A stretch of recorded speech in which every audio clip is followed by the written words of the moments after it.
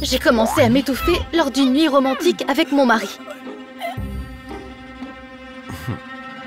Alors, j'ai appelé un médecin expérimenté, ma mère. Elle a immédiatement effectué une série de tests pour moi et... Il semble que tu aies une intolérance au matériel biologique de ton mari. Adam et moi rêvions d'être parents. Mais maintenant, c'était impossible.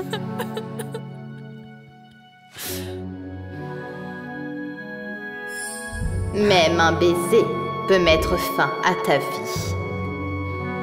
Ma mère nous a ordonné d'éviter tout contact entre nous pendant la durée du traitement. Mon mariage s'effondrait. Alors, j'ai décidé d'organiser une soirée spéciale pour Adam.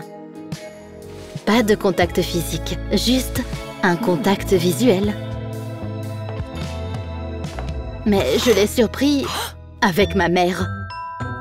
Qu'est-ce qui se passe ici? Chérie, c'est une partie du traitement. Donc, tu n'en auras plus besoin. Je voulais contester, mais... Émilie, écoute notre docteur. Et au fait, nous sommes un peu occupés ici. Adam n'est pas rentré ce soir-là. Je pars en voyage d'affaires urgent pendant plusieurs jours. À son travail, on m'a assuré qu'il était parti en vacances. Ensuite, Adam a réservé une chambre luxueuse pour deux avec notre compte commun.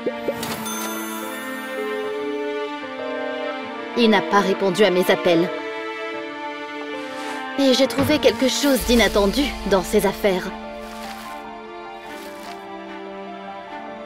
Quand Adam est revenu, je lui ai fait subir un véritable interrogatoire. Des cacahuètes. As-tu oublié à quoi je suis allergique? Pris sur le fait. Je les ai mangés exprès parce que je ne veux pas d'enfant avec toi. J'en étais sûre. Il avait trouvé une autre femme. Voici les papiers du divorce. Ce sera mieux pour tout le monde. Soudain, je me suis sentie faible et j'ai perdu connaissance. Je me suis réveillée à l'hôpital et j'ai appris que j'étais enceinte. Mais Adam insistait pour que je me débarrasse du bébé.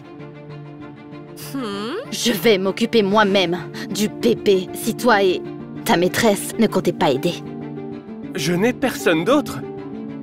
Le problème est que je suis gravement malade. J'espérais que tout irait pour le mieux et j'ai suivi un traitement spécial. Mais l'espoir est parti. J'ai fait des tests de toute urgence pour évaluer les risques pour l'enfant. Heureusement, tout allait bien avec le bébé. Ainsi qu'avec Adam, qui t'a donné ce diagnostic ridicule. Ta mère? J'ai suivi un traitement avec elle. Il fallait que je vérifie ce que mon mari avait dit. Maman, Adam et moi avons eu une dispute et je l'ai quitté. C'est une bonne décision, chérie. Tu trouveras quelqu'un de mieux. Peu après, maman est arrivée pour consoler Adam qui a été abandonné. Madame Ambre? Tu peux m'appeler Karen, chérie. J'ai interrompu ma mère au moment le plus propice.